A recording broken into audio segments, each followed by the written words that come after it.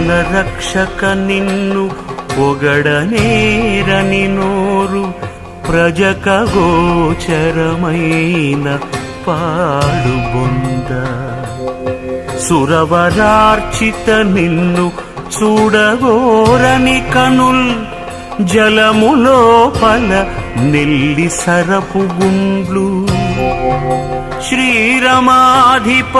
నీకు సేవ చేయని మేను కూలి కమ్ముడుని కొలిమితిత్తి వేడ్కతో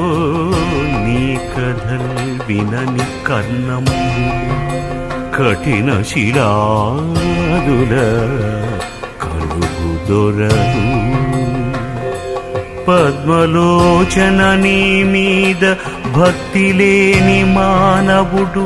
రెండు పాదా